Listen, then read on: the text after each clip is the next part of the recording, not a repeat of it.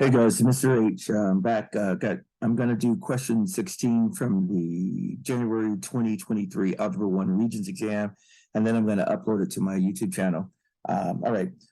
This one, question number 16 says there's 32 teams that are participating in a basketball tournament.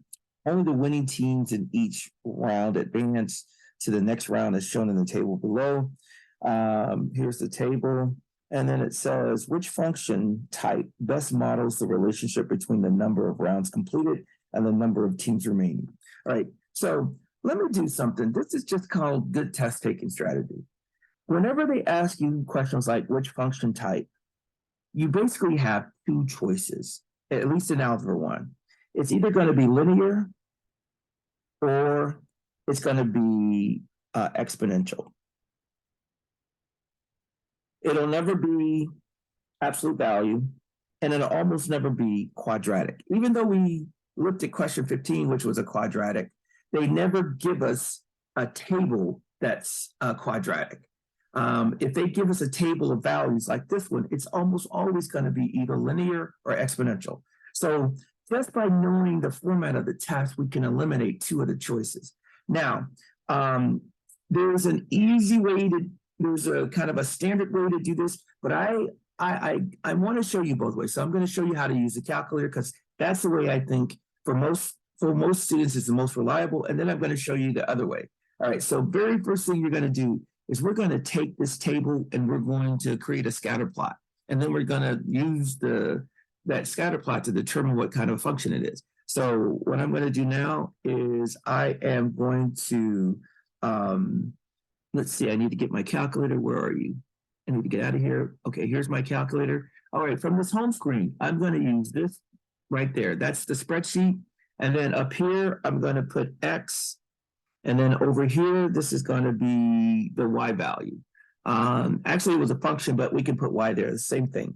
Okay, now in this column, I'm just going to enter all the X values. So it was 0, 1, 1, 2, 3, 4, 5, because there were 5 rounds. And then over here, this represents the number of teams. So we're going to put 32, and then it goes down to 16, and then it goes down to 8, then it goes down to 4, then it goes down to 2, then it goes down to 1, and there you have it. Now, what I'm going to do is once I've got that data in, and by the way, make sure that this number gets actually put in there. So you got to press enter because sometimes it's over to the left and people think they've entered it, but you got to make sure that it's actually entered and over to the right. So now, once I do that, I'm going to go back to the home screen and I'm going to go to the icon right next to the spreadsheet, this one, and you'll see these blue dots.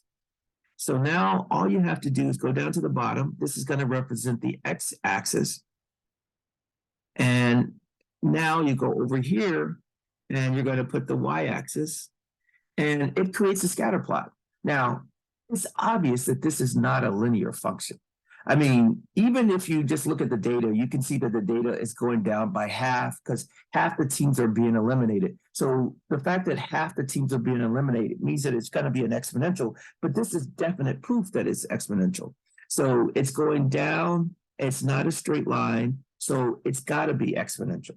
So, but if you wanted to actually check it, you could go menu, analyze, and then we're going to look for the regression.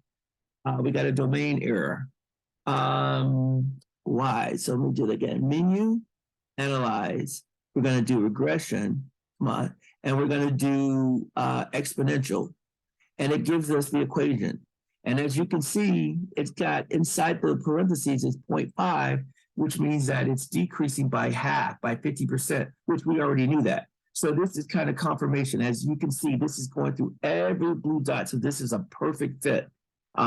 So now if we go to the thing here and we answer it, we know that it's exponential.